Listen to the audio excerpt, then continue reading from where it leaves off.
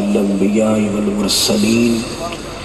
قال الله تبارك وتعالى في القرآن المجيد والفرقان الحميد. أما بعد فأعوذ بالله من الشيطان الرجيم. بسم الله الرحمن الرحيم. إن الله وملائكته يصلون على النبي يا أيها الذين آمنوا صلوا عليه وسلموا تسليما. اللهم صل على سيدنا ومولانا محمد وبارك وسلم وصل عليه. الصلاة والسلام عليك يا سيدي يا رسول الله. الصلاة والسلام عليك يا سيدي يا محبوب الله. الصلاة والسلام عليك يا سيدي يا رحمة للعالمين وعلى آلك وصحابك يا سيدي يا خاتم النبيين. بندہ پروردگارم امت احمد نبی، دوست دار چار یارم تابع اولاد علی، مذہب حنفیہ دارم ملت حضرت خلیل، خاک پائے غوث اعظم زیر سایہ ہر ولی. صدیق عکس حسن کمال محمد است، فاروق ذل جاہ جلال محمد است، عثمان ضیاء شمع جمال محمد است، حیدر بہار باغ خصال محمد است. اسلام ما اطاعت خلفائے راشدین، ایمان ما محبت آل محمد است، صلی اللہ علیہ وآلہ وسلم.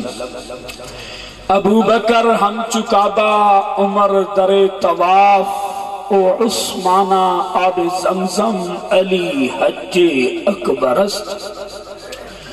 علی سرمایہ بحر بر است، علی فخر ابو بکر و عمر است. تمنا درد دل کی ہے اگر منظور ہو جائے، کلام اللہ سے ہر مومن کا دل پر نور ہو جائے. نہ رہ جائے زمانے میں کوئی نافرما محمد کا، صلی اللہ علیہ وآلہ وسلم. مبارک شاہ بغدادی کی یہ دعا ہے اگر مقبول ہو جائے. مبارک شاہ بغدادی کی یہ دعا ہے اگر مقبول ہو جائے.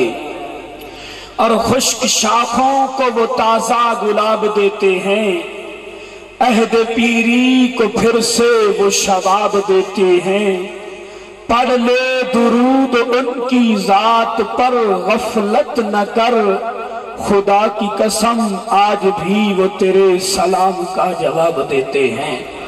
پڑھ لے درود ان کی ذات پر، غفلت نہ کر، خدا کی قسم آج بھی وہ تیرے سلام کا جواب دیتے ہیں. تو جس کا عقیدہ ہے کہ حضور آج بھی اپنے غلاموں کے سلام کا جواب دیتے ہیں، تو اس کو ایک مرتبہ میرے ساتھ مل کے محبت کے ساتھ پڑھنا پڑے گا. الصلاۃ والسلام علیک یا سیدی یا رسول اللہ. الصلاۃ والسلام علیک یا سیدی یا محبوب اللہ. الصلاۃ والسلام علیک یا سیدی یا رحمت للعالمین وعلی آلک واصحابک یا سیدی یا خاتم النبیین. سامعین محترم، اللہ کے پیارے حبیب صلی اللہ علیہ وآلہ وسلم نے ارشاد فرمایا کہ من صلی علی مرتن صلی اللہ علیہ عشرا. حضور نے فرمایا کہ میرے جس امتی نے، میرے جس غلام نے میری ذات پر ایک مرتبہ درود و سلام پڑھا، اللہ اس پر 10 رحمتوں کا نزول فرمائے گا۔ لگتا ہے کہ حدیث میں سمجھا نہیں سکیا یا آپ لوگوں کی سماعتاں دے حوالے نہیں کر سکیا۔ حدیث دوبارہ سناتا ہوں، آپ کا ذوق چیک کرتا ہوں، دیکھتا ہوں کہ آپ کو حضور کا فرمان کتنا پیارا لگا ہے۔ حضور نے فرمایا کہ من صلی علیہ مرتن صلی اللہ علیہ عشرا۔ حضور نے فرمایا کہ میرے جس غلام نے، میرے جس امتی نے میری ذات پر ایک مرتبہ درود پڑھا، اللہ اس کو 10 رحمتوں کا گلدستہ عطا فرمائے گا۔ اللہ اس کو 10 رحمتوں کا گلدستہ عطا فرمائے گا۔ امتی نے ایک مرتبہ زبان ہلانی ہے، ہم نے ایک مرتبہ تلفظ ادا کرنا ہے، اجر کیا ملتا ہے؟ ارشاد فرمایا کہ اللہ 10 رحمتیں عطا فرماتا ہے۔ پھر جب ہم درود و سلام کی تعداد بڑھاتے جائیں گے تو وحدہ لا شریک رحمتوں کی تعداد بھی بڑھاتا جائے گا۔ اور اللہ کے کارخانہ قدرت کا یہ اصول نہیں ہے کہ بندہ نیکی ایک کرے اور بدلے میں اجر بھی ایک ملے۔ یہ کارخانہ قدرت کا اصول نہیں ہے۔ ہمارا یہ اصول ہے کہ ہم کسی کو ایک چیز دیتے ہیں تو بدلے میں ایک لیتے ہیں، اور ہم زیادہ دے بھی نہیں سکتے، لیکن اللہ کے کارخانہ قدرت کا اصول یہ نہیں ہے کہ بندہ نیکی تو ایک کرے، اللہ کے راستے میں خرچ تو ایک کرے اور بدلے میں اللہ ایک عطا فرمائے۔ ایسا نہیں ہے، بلکہ وہ تو ابتدا ہی 10 سے فرماتا ہے۔ اور قرآن میں فرماتا کہ من جاء بالحسنۃ فلہ عشر امثالھا، کہ جس نے ایک نیکی کی اللہ اس کو 10 گنا زیادہ اجر عطا فرمائے۔ آپ کے ایک اور حدیث سناتا ہوں درود و سلام کی فضیلت کے متعلق۔ حضور نے ارشاد فرمایا کہ من صلی علیہ مرتن فتح اللہ لہ بابا من العافیہ۔ حضور نے فرمایا کہ میرے جس امتی نے، میرے جس غلام نے میری ذات پر ایک مرتبہ درود پڑھا، حضور فرماتے ہیں اللہ اس کے لیے آسانی کا دروازہ کھول دے گا۔ اگر حدیث سمجھ آئیے تو سبحان اللہ پڑھ نہیں پائے ویسے، جنہوں نہیں سمجھ آئی ہوئی سبحان اللہ پڑھے۔ حضور نے فرمایا کہ جس میرے امتی نے میری ذات پر ایک مرتبہ درود پڑھا، فتح اللہ لہ بابا من العافیہ، اللہ اس کے لیے آسانی کا دروازہ کھول دے گا۔ معلوم ہوا کہ امتی مشکل میں تھا، پریشانی میں تھا، مصیبت میں تھا، آزمائش میں تھا، لیکن جب اپنے مدنی منٹھار کی ذات پر درود پڑھا تو اللہ نے مشکلات سے نکال کر آسانیاں عطا فرمائے۔ نعرہ رسالت، یا رسول اللہ، حق جاری بڑا خوبصورت وظیفہ عطا کیا تمہارے اور میرے نبی نے، اور یہ وظیفہ اس زبان اقدس کو چوم کر نکلا ہے جس کو چوم کر الحمد سے لے کر والناس تک پورا قرآن نکلا۔ اس کے بارے میں تمہارا اور میرا رب کہتا ہے کہ وَمَا يَنْتِقُ عَنِ الْهَوَىٰ إِنْ هُوَ إِلَّا وَحْيٌ يُوحَىٰ۔ رب کہتا ہے میرا محبوب جب بھی بولتا ہے تو اس کے بولنے پہ اس کا رب بولتا ہے، یہ اس زبان اقدس سے نکلا ہے۔ بڑا خوبصورت وظیفہ عطا کیا امت کو۔ یہ کسی مولانا اور پیر کا بتایا ہوا وظیفہ نہیں ہے، بلکہ یہ تمہارے اور میرے آقا والا حضرت محمد مصطفیٰ احمد مجتبیٰ صلی اللہ علیہ وآلہ وسلم کا بتایا ہوا وظیفہ ہے کہ امتی اگر چاہتا ہے پریشانیوں سے چھٹکارا حاصل کرے، مصیبتوں سے آزادی ملے، آزمائش سے نجات ملے، جادو ٹونے جیسی بندش میں مبتلا ہے، رزق کی بندش ہو چکی ہے، اولاد جیسی نعمت سے محروم ہے، تو ارشاد فرمایا کہ میرے امتی تو میری ذات پر درود پڑھتا جا اور اپنے رب سے آسانیوں کے دروازے کھلواتا جا۔ ایک اور حدیث سناتا ہوں آپ کو ذوق چیک کرتا ہوں۔ حضور نے فرمایا کہ الصلاۃ علی فی یوم 50 مرتن۔ مجھے امید ہے کہ جب آپ یہ حدیث سنیں گے تو انشاءاللہ شاہ صاحب کی قیادت کے اندر آپ کے فیض سے آپ ضرور جھوم اٹھیں گے۔ حضور نے فرمایا کہ الصلاۃ علی فی یوم 50 مرتن، حضور نے فرمایا کہ میرے جس امتی نے، میرے جس غلام نے میری ذات پر ایک دن میں 50 مرتبہ درود و سلام پڑھا. کتنی ویری جی؟ 50. کتنی ویری جی؟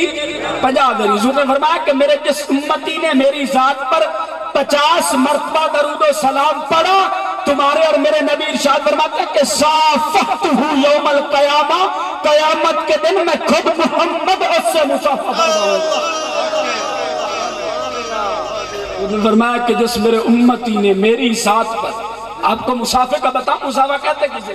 مصافحہ کہتے ہیں کہ جب دو بندے آپس میں ملتے ہیں، سلام کرتے ہیں، السلام علیکم ورحمت اللہ وبرکاتہ، اس کو سلام کہتے ہیں، تحیہ کہتے ہیں. لیکن جب ہاتھوں میں ہاتھ ڈالتے ہیں اس کو مصافحہ کہتے ہیں. اور آپ اور میرے مصافحے کی فضیلت کیا ہے؟ حضور فرماتے ہیں کہ میری امت کے دو شخص جب آپس میں ملتے ہیں، حضور نے فرمایا وہ مصافحہ کرتے ہیں. حضور نے فرمایا کہ وہ ہاتھ بعد میں جدا کرتے ہیں، اللہ ان کے تمام صغیرہ گناہوں کو پہلے معاف فرما دیتا ہے. ہاتھ بعد میں جدا کرتے ہیں، اللہ تمام صغیرہ گناہوں کو پہلے معاف فرما دیتا. یہ تو آپ اور میرے مصافحے کی فضیلت ہے کہ ہم ہاتھوں میں ہاتھ ملائیں، ہاتھ بعد میں جدا کریں، اللہ ہمارے تمام صغیرہ گناہوں کو معاف کر دے. اور یارو جس کے ہاتھ ید اللہ کے ہاتھوں میں آ جائیں گے اور جس کے ہاتھ محمد الرسول اللہ کے ہاتھوں میں آ جائیں گے تو کیا اللہ اس کو شان نہیں عطا فرمائے گا؟ کیا جس کے ہاتھ حضور کے ہاتھوں میں آ جائیں گے کیا اس بندے کو جہنم کی آگ چھو پائے گی؟ کبھی بھی اس بندے کے قریب جہنم کی آگ نہیں جائے گی. تو یہ درود و سلام کے متعلق چند حدیثیں تھیں جو آپ لوگوں کی سماعتوں کے حوالے کی. اب حضور علیہ السلام کی محبت پر آپ کو ایک دو روایتیں سناؤں گا اور اس کے بعد انشاءاللہ جو میرا وقت ہے وہ بھی اختتام پذیر ہو جائے گا.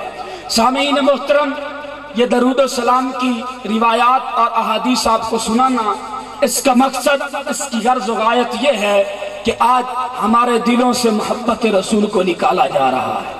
نئے نئے فتنے اس دور کے اندر نمایاں ہو رہے ہیں. ہم سنتے ہیں، آپ بھی سنتے ہیں، کہیں سے ہمیں یہ سنائی دیتا ہے الیاذ باللہ تعالی کہ استغفر اللہ، نبی کو دیوار کے پیچھے کا علم نہیں ہے. کسی سے ہمیں یہ سنائی دیتا ہے استغفر اللہ، لوگ کہتے ہیں کہ نبی تو ہمارے جیسا تھا، کھاتا بھی ہماری طرح تھا.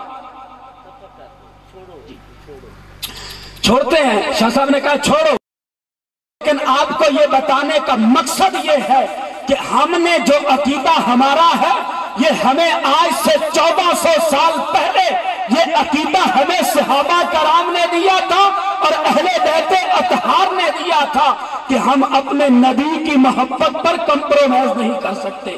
ہم اپنے نبی کے بارے میں کوئی بات نہیں سن سکتے.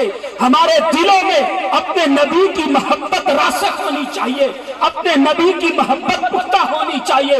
اگر ہم صحابہ کی زندگی کو پڑھیں تو ہمیں معلوم ہوتا ہے کہ صحابہ نے حضور سے کیسے محبت کی تھی.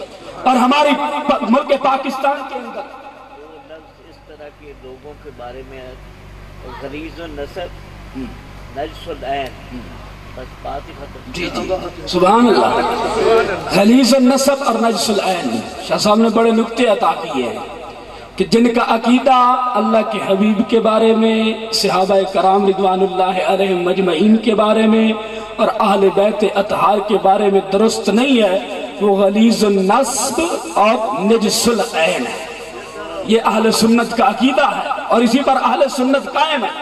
آپ کو روایت سنا رہا تھا کہ حضور علیہ السلام سے انواع پیار کرنا چاہیے. ہمارے ایک بابا جی تھے اور ہمارے امیر المجاہدین حافظ علامہ خادم حسین رضوی رحمت اللہ تعالی علیہ، اللہ ان کی قبر پر کروڑہا رحمتوں کا نزول فرمائے. آپ فرماتے کہ حضور کے ساتھ انواع پیار کرنا چاہیے. اور صحابہ کی لوگ کہتے ہیں کہ انواع پیار ایک کتھو کر لیا تسی بھائی. اگر ہم صحابہ کی زندگی پڑھیں تو ہمیں معلوم ہوتا ہے کہ صحابہ نے کیسے انواع اپنے نبی سے پیار کیا تھا. آؤ تمہیں ایک روایت سناتا ہوں. حضور علیہ السلام اپنے گھر مبارک سے باہر نکلے، سیر کے لیے حضور تشریف لائے. سامنے ایک یہودی، مفہوم سنا رہا ہوں، ایک یہودی کھڑا تھا، اس کے پاس ایک گھوڑا تھا، سرخ رنگ کا شاید گھوڑا تھا. हुजूर को वो घोड़ा पसंद आ गया। हुजूर ने फरमाया यहूदी को कि ये घोड़ा बेचना चाहता है। उसने कहा कि मैंने तो फरोख्त करना है। हुजूर ने फरमाया कि बता इसकी कीमत क्या है। उसने कीमत बताई, कीमत तय हुई, सौदा तय हो गया। हुजूर ने फरमाया इत्तिफाकन घर से निकला था, अभी मेरे पास कीमत नहीं है, घर जाता हूँ कीमत लेके आता हूँ, तुझे कीमत दे दूंगा, घोड़ा ले लूंगा। हुजूर घर गए, हुजूर घर से कीमत लेके आए। जब हुजूर कीमत लेने गए थे ना तो वो पहले ही यहूदी था। अब यहूदियों ने उसको बरगलाना शुरू कर दिया, बहकाना शुरू कर दिया कि तूने तो घोड़ा सस्ता बेचा है, तेरा तो घोड़ा महंगा था। हुजूर जब कीमत लेके आए तो हुजूर ने कहा कि ये ले कीमत और घोड़ा मुझे दे दे। उस यहूदी ने कहा कि आपका और मेरा सौदा नहीं हुआ, आपकी मेरी तिजारत नहीं हुई, मैंने आपको घोड़ा फरोख्त नहीं किया। हुजूर ने फरमाया कि तेरी मेरी तिजारत हुई है, तेरा मेरा सौदा हुआ है, तेरे साथ मेरी कीमत तय हुई है, तुझसे मैंने घोड़ा खरीदा है और तूने मुझे घोड़ा दिया है। उस यहूदी ने कहा कि आप कोई गवाह पेश करें। ये बात चल रही थी, सहाबा भी इकट्ठे हो गए और उसकी तरफ यहूदी भी, अपने बिगाने सब इकट्ठे थे और वो कह रहा था कि आप कोई गवाही पेश करें, आप कोई गवाह पेश करें कि अगर आपने घोड़ा खरीदा है। हुजूर ने फरमाया कि उस वक्त तो कोई नहीं था, घोड़ा मैंने तेरे से खरीदा है। लेकिन इतने में हजरत खुज़ैमा रज़ियल्लाहु तआला अन्हु, हुजूर के गुलाम, हुजूर के सहाबी, हुजूर के बिल्कुल ही पीछे खड़े थे, उन्होंने हाथ बुलंद करके कहा कि या रसूल अल्लाह, मैं गवाही देता हूं कि आपने घोड़ा खरीदा है, मैं गवाही देता हूं कि आपने घोड़ा खरीदा है। अब गवाही पूरी हो गई, यहूदी को घोड़ा देना पड़ गया। हुजूर ने कीमत दी, घोड़ा लिया। बिलाल हबशी को कहा कि ये घोड़ा घर लेके जाइए।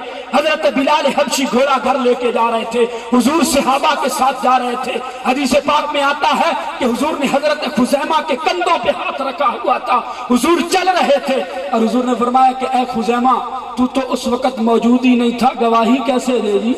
हजरत खुज़ैमा रुके, वद्दहा के चेहरे की जियारत की और अर्ज किया फिदा का अबी व उम्मी या रसूल अल्लाह, हमारे माँ बाप आपकी जात पर कुर्बान हूँ या रसूल अल्लाह। या रसूल अल्लाह, आपने कहा कि अल्लाह है, हमने देखा नहीं लेकिन मान लिया है। या रसूल अल्लाह, आपने कहा कि जन्नत है, हमने देखी नहीं मान ली है।